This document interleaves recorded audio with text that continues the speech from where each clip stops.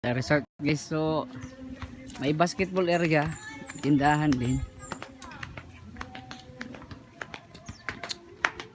Yan.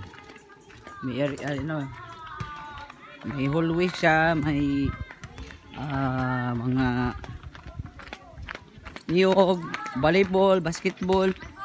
So yung mga bata may mga buko din. Yan. Maganda talaga ganito ang nature or yung lugar na titirahan mo or hanap buhay. May bilyaran din sila. Sino kaya nagbibilyar dito? Ay bro,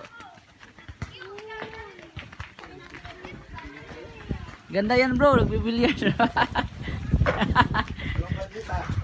Bro Jojo versus bro Pag, Jomar. Kompleto lahat, kompleto.